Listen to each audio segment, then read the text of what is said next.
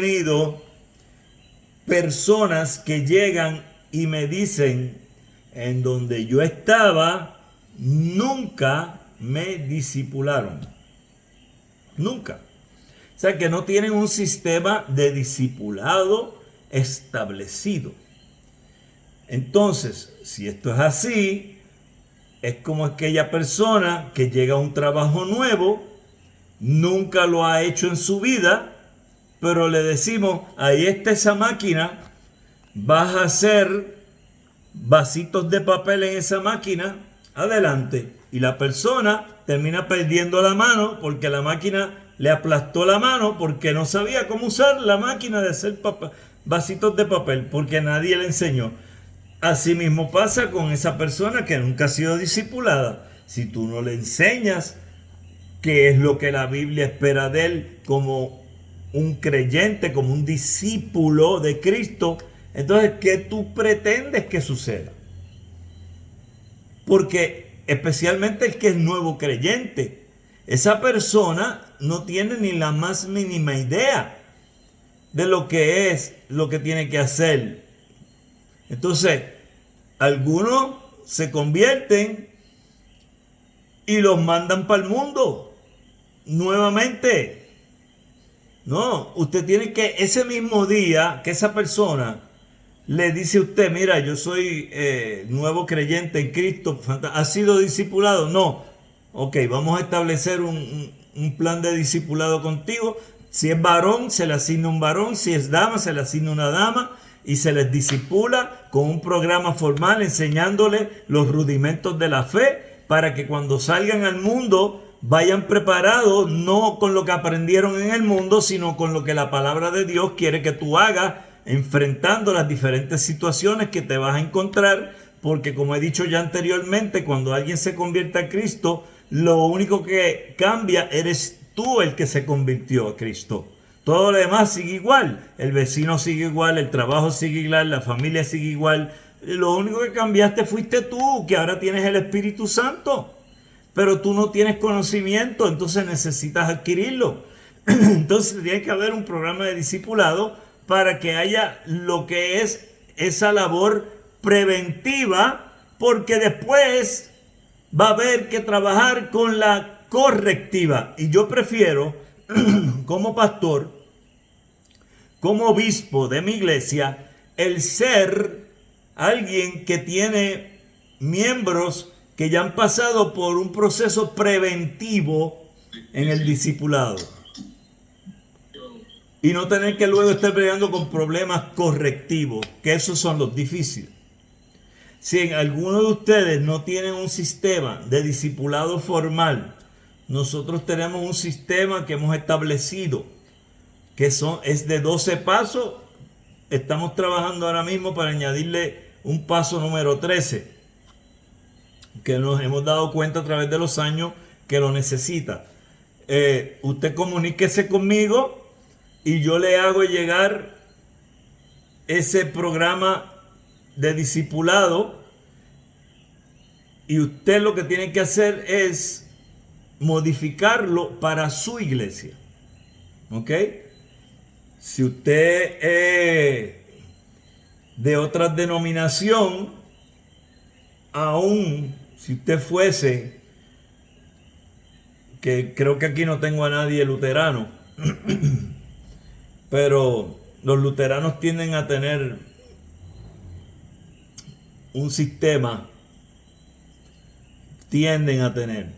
últimamente he estado un poco confuso con diferentes iglesias luteranas, para mí que ese mundo está cambiando también, pero aquí creo que el más que estaría en un high church de todos los que están aquí, en su forma de pensar, pues yo no creo que se esté congregando todavía, y me corrige Steven después, sería Steven, que está en una presbiteriana, creo, si está ya allí. ¿Ya estás allí? Ok, pues si usted ve que en la iglesia no hay un sistema de discipulado, yo puedo ayudarles con eso. ¿Ok?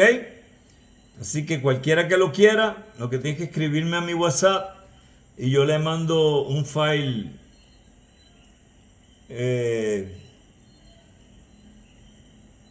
Lo tenemos en Word. Creo que es que está en Word. Ok, entonces, ningún miembro de la Iglesia de Cristo debe rechazar o considerar en poca cosa la disciplina de la iglesia local. Jesús la autorizó expresamente para que ejerciera esta labor correctiva, primeramente a través de las constantes exhortaciones por la predicación de las Escrituras y segundo por la acción comunal para sacar el error de ella. Muchos tienen en poca cosa la disciplina de la iglesia local y si son objetos de ella, prefieren irse de la misma para otra iglesia antes que ser corregidos. Pero tanto el que se va de la iglesia por causa de la disciplina como el ministro que les recibe en la otra iglesia no tienen ni idea del grave pecado que cometen. Y esto pasa todo el tiempo. Y yo le llamo a esos hermanitos los hermanitos canguro. Se pasan brincando de iglesia en iglesia. ¿Y por qué? Porque como no saben someterse, caen en faltas y antes de que los disciplinen, mejor se van.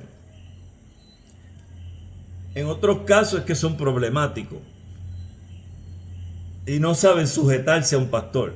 Por ende terminan brincando de iglesia en iglesia. Y conozco personas, que este es el caso menos común, pero lo hay.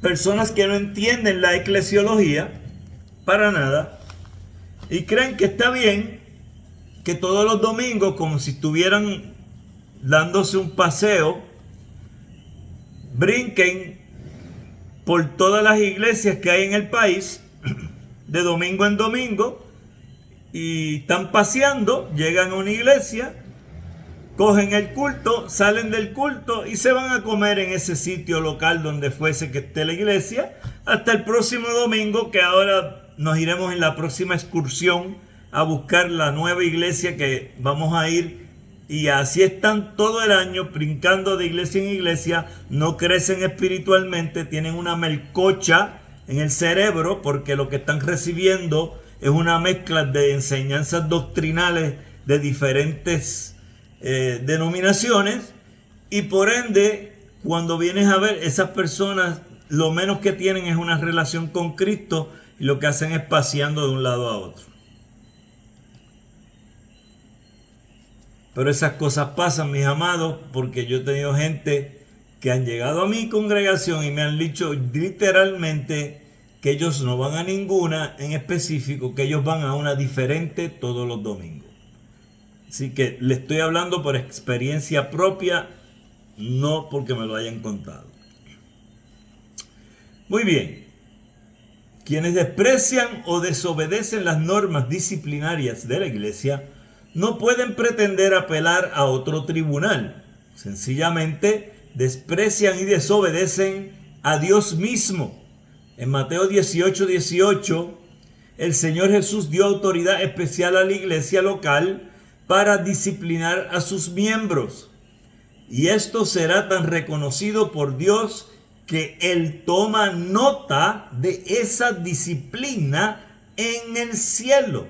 De cierto os digo que todo lo que atéis en la tierra será atado en el cielo, y todo lo que desatéis en la tierra será desatado en el cielo. Y a pesar de que se le ha dado un sentido de exégesis que para mí ha sido una eisegesis a este pasaje, la verdad es que lo que se está diciendo es que el cuerpo local, la iglesia de Dios, el cuerpo local, tiene la autoridad. Es quien ha recibido la autoridad. Es la iglesia. No es una institución, no es una sede múltiple, un grupo, no es una asociación, no es un concilio. No, es la iglesia, el cuerpo de Cristo local, que tiene miembros locales con sus líderes. Todos ellos recibieron de parte de Dios la autoridad. Por ende, es en mi cuerpo local que se disciplina a los miembros de mi cuerpo local. Yo no puedo ir a disciplinar a los miembros del cuerpo local de Steven, porque yo no soy presbítero en la iglesia de Steven. Yo soy obispo en la iglesia acá en Calley, Puerto Rico.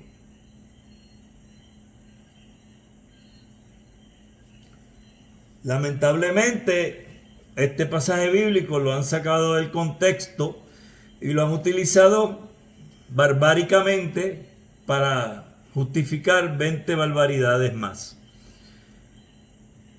En el versículo 15, Jesús presenta el caso de una ofensa cometida de un hermano con otro. El hermano ofendido debe hablar con el causante de la ofensa para buscar el reconocimiento del pecado y el consecuente arrepentimiento, con el fin de reestablecer el perfecto orden en las relaciones de la iglesia.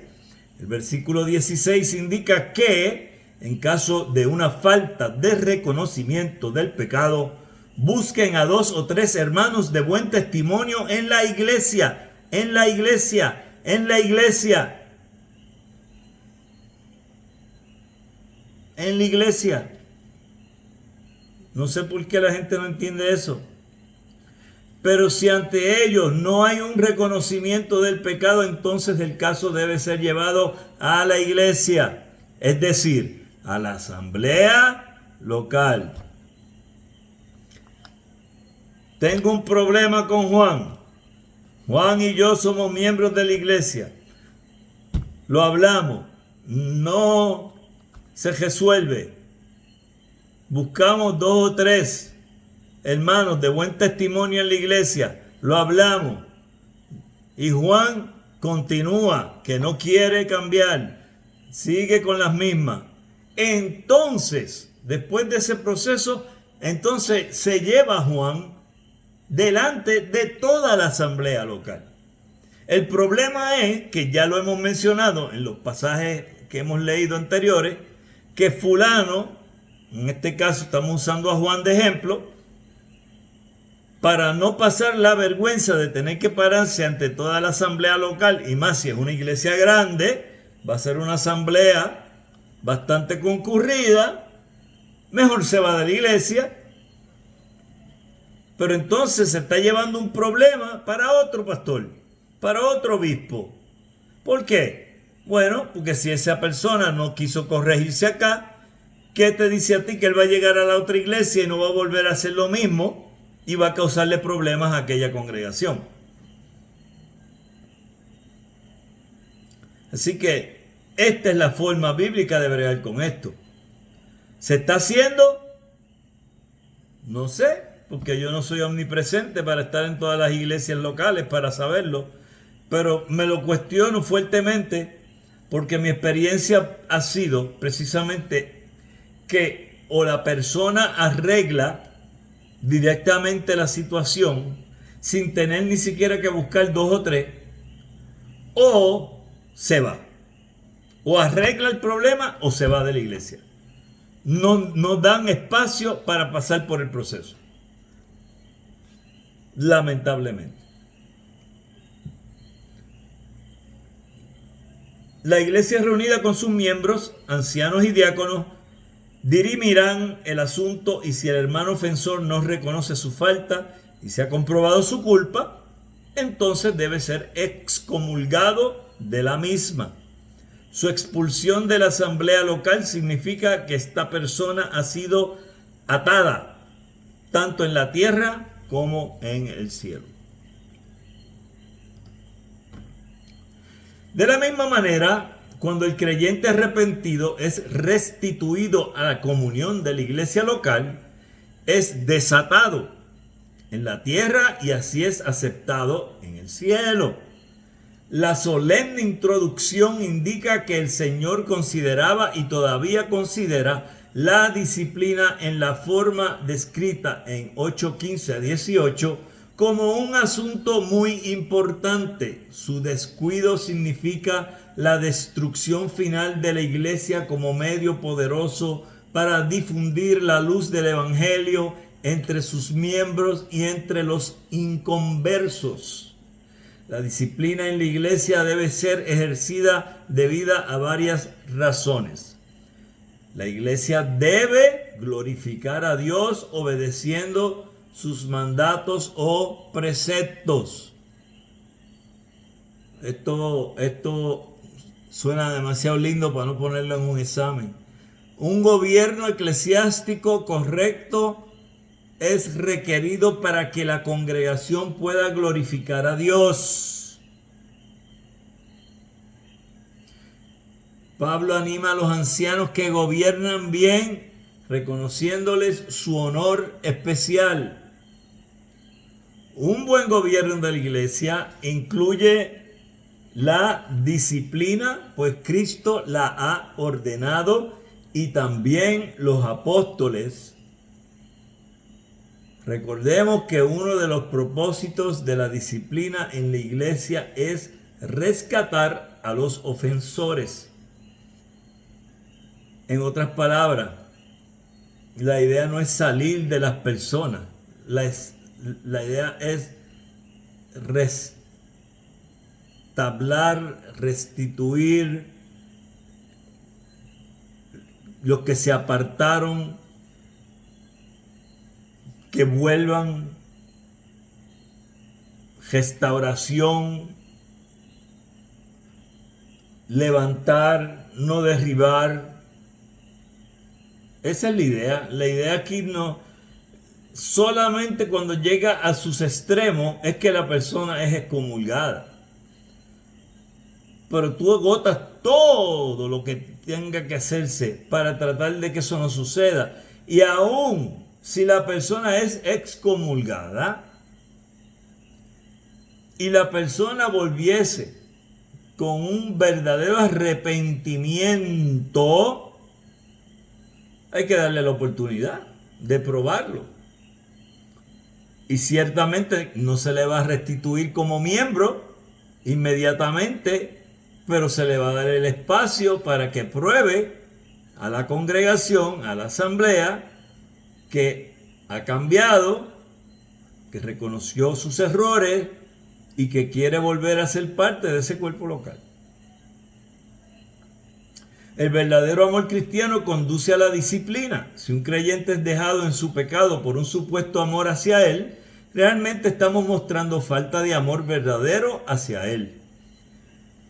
Y recuerden, hermanos, que estamos hablando de la iglesia, del cuerpo local, y no tratamos de llevar, porque ciertamente la mayoría de los que estamos aquí participamos mucho en las redes sociales. No trate de coger todo lo que estamos aprendiendo aquí en la clase de eclesiología y tratar de aplicarlo en el mundo de las redes sociales, porque las redes sociales no son la iglesia del Señor, ¿ok? Ahí se tienen que establecer otras reglas y reglamentos para lidiar con las conductas de los que pertenecen a grupos, asociaciones que son de internet, de Facebook, de YouTube, lo que sea, fuera de lo que es la iglesia del Señor. Pero la iglesia del Señor no es las redes, no es YouTube, ¿ok? Y a veces yo creo que muchos hermanitos ni se congregan porque se creen que porque están viendo cultos en YouTube ya están en la iglesia, y eso no es así. Entonces, al momento de aplicarla causa dolor, pero después produce fruto de vida. No solo debemos orar por el ofensor, sino que es necesario tomar acciones disciplinarias que le lleven a un sincero arrepentimiento. Pero aunque la disciplina implique la excomunión, Siempre debemos dejar que el amor cubra todas esas acciones, aunque su pecado haya hecho daño al testimonio de la iglesia. No lo debemos ver como enemigo, sino como un hermano, según Tesalonicenses 3:15. Y ciertamente, por experiencia personal, les puedo decir, después de tantos años pastoreando, que yo he tenido muchas situaciones con personas difíciles y algunas podríamos que decir que me siento traicionado por esas personas. Sin embargo, yo no los considero mis enemigos. De hecho, yo no creo tener enemigos. Yo creo que yo tengo solamente un enemigo y los que trabajan con él, que se llama Satanás. Satanás y sus demonios. Esos son mis enemigos. Pero yo no tengo enemigos en este mundo. Por lo menos yo no lo siento así. Si hay alguien que me ve a mí como su enemigo, es problema de ellos. Yo no veo a nadie como mi enemigo. Aunque estén hablando mal de mí o lo que sea, yo no los veo como mis enemigos.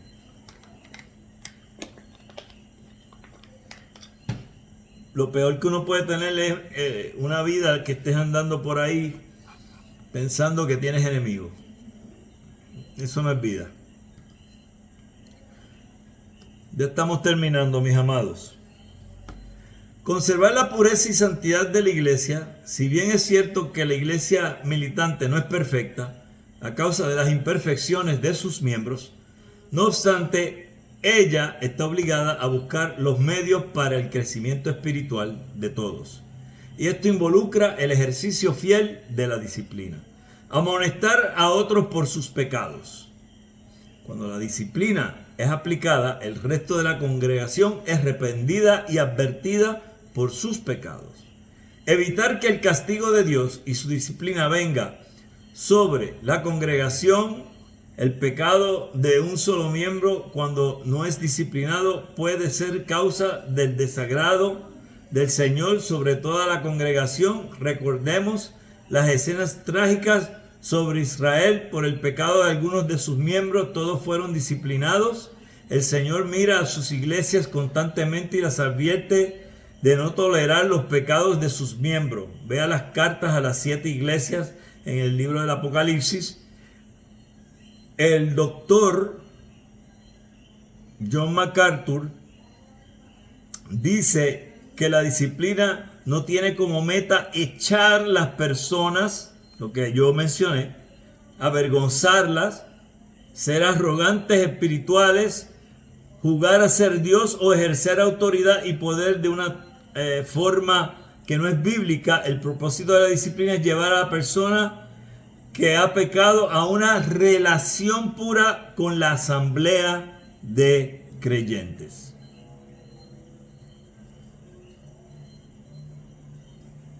La disciplina en la iglesia debe ser ejercida de diferentes maneras. Esto es importante. Una, por medio de la sana exhortación pública a través de la predicación de la palabra.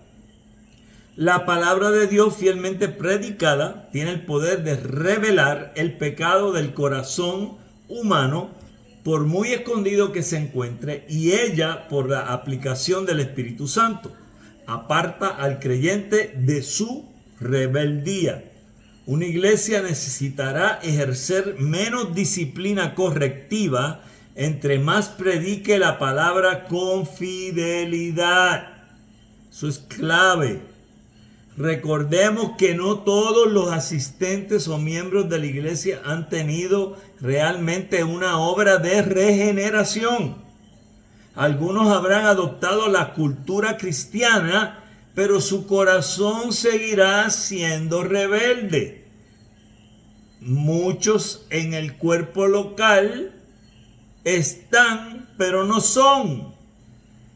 Quizás serán, pero quizás se vayan, y se fueron porque aunque estaban entre nosotros, no eran de nosotros. Es por eso que toda predicación en la iglesia debe contener el evangelio y un llamado para el sincero arrepentimiento. Por medio del consejo privado, nunca se debe llevar el caso de pecado u ofensa de un hermano al conjunto de la iglesia sin antes tratar de llevarlo al arrepentimiento en privado, lo que hablamos del proceso, por medio de la acción congresional pública. Cuando se trata de pecados públicos que afecten el buen nombre de la iglesia, debe ejercitarse una disciplina pública, siempre con amor. Esta disciplina tiene como fin el fomentar un arrepentimiento sincero o la excomunión del miembro si persiste en su falta. ¿Cuál sería un pecado que yo, para que tengan una idea, consideraría que requiere que la persona sea excomulgada porque no cambia su situación? Es, por ejemplo, alguien que está en adulterio. Se enteró la iglesia que fulano o fulana están en adulterio. Se les llamó a capítulo. Les dijo, tienen, ¿verdad? Su pareja está dispuesta a reconciliarse. Todo esto, lo otro, aquello. Y la persona sigue en adulterio. Hay que excomulgarla. Hay que excomulgarla. La disciplina debe ser ejercitada por la iglesia local. Ella tiene la autoridad de Cristo para hacerlo. Jesús afirma que las decisiones disciplinarias de la iglesia local son tenidas como... yo no sé si yo escribí eso bien del libro. Voy a asumir que válidas en el cielo es lo que debe decir. Esta disciplina debe ser realizada de acuerdo con la palabra de Dios y la guía del Espíritu Santo. Los pastores o ancianos son los encargados de ejecutarla, toda vez que ellos han sido ordenados para tal labor por el Espíritu Santo a través de la congregación. Es importante resaltar el aspecto preventivo de la disciplina. Una iglesia saludable con pastores o ancianos que cumplen fielmente los deberes de su oficio, predicando y exponiendo las Escrituras de manera sistemática y clara, evitarán en gran manera tener que utilizar la disciplina correctiva para con los miembros. Como dice Harvey, la disciplina incluye todos los expedientes por los cuales una iglesia que tiene el cuidado de almas educa a sus miembros para el cielo, tales como su instrucción pública y privada en el Evangelio, el mantenimiento de reuniones sociales para su edificación o consuelo y, en general, el cultivo de un espíritu adaptado para despertar y mantener la vida cristiana. Esta semana pasada tuvimos una reunión donde yo presenté un listado de lo que es actividades de reuniones para la edificación y el consuelo de la iglesia. Y este último sábado del mes nos vamos a reunir para hacer un calendario anual para llevar a cabo todas esas actividades que son precisamente para la edificación y consuelo. Y estas son, ¿verdad?, actividades sociales. Y vamos a hacer ese calendario para 12 meses. El que quiera copia de eso, también me lo puede pedir por WhatsApp y yo le mando copia y ve de lo que estamos hablando ahí en lo que es un ejemplo vivo que se utiliza en un cuerpo local. ¿Okay? En todo esto se encuentra el poder principal de una iglesia, una condición pura y sana de la vida religiosa en el cuerpo y un espíritu de amor y fidelidad para con Cristo y la iglesia. Son los medios más eficaces para asegurar una vida pura en los miembros individuales, porque entonces la iglesia es un imán espiritual para atraer almas a Cristo y a sí misma y guardarlas. Ninguna iglesia local puede considerar como una opción el ejercer la disciplina preventiva o correctiva. Recordemos que el carácter santo de la iglesia, como luz y sal en medio del mundo, debe conservarse como un estandarte firme e inquebrantable. Cuando la iglesia es flexible en aplicar los correctivos disciplinarios requeridos por las escrituras, está permitiendo que la putrefacción del pecado corroa los cimientos de su vocación santa, y que esto ha sucedido a través del tiempo en muchas sedes. El evitar disciplinar a un miembro de un acuerdo con el mandamiento de la palabra de Dios es en sí mismo un pecado colectivo para toda la asamblea. Ahí ese principio que está mencionando en 1 Corintios 5, 1 al 13, yo estoy más que seguro que ustedes saben cuál es, que tiene que ver con el pecado que comete el hijo con la madrastra, creo que es. ¿Ok? Así que lo pueden buscar y leerlo ustedes. Aunque algunas veces disciplinar un pecado específico en un miembro de la iglesia puede generar otras complicaciones, de todas maneras, la iglesia local debe ejercer la disciplina. Ella no puede ni tiene la autoridad para declinar este asunto tan importante. La iglesia que rehúsa ejercer la disciplina no podrá demandar el respeto del mundo y tampoco la confianza de sus propios miembros. La disciplina eclesiástica debe ser realizada bajo un espíritu de amor y consideración. Creo que esas cosas ya se han dicho varias veces aquí.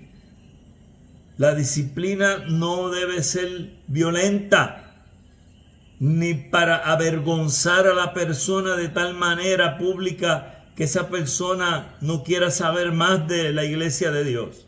¿Okay? Tenemos que ser cuidadosos con eso. En iglesias de corte muy legalista vemos que entran en unas disciplinas ridículas porque ni siquiera son bíblicas, exigiéndole especialmente a las damas que se sometan a unas cosas que en la Biblia no están porque culturalmente no aplican.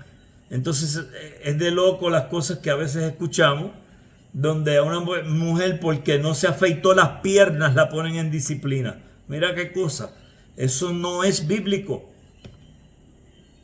Ese tipo de disciplina es algo que para mí, por lo menos yo en mi mente no la puedo entender. Por muy grave y dañina que sea la falta cometida, esto no debe ser razón para tratar sin consideración o misericordia al ofensor.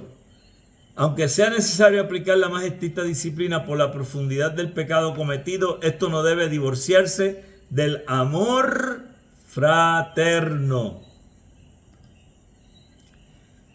Y hasta ahí llegamos. Jueves 25. Vamos a hablar qué faltas específicas deben ser disciplinadas públicamente por la iglesia y cuándo debe ser levantada la disciplina sobre un miembro de la iglesia. Y eso viene el jueves que viene. ¿Ok? Vamos a terminar la grabación acá.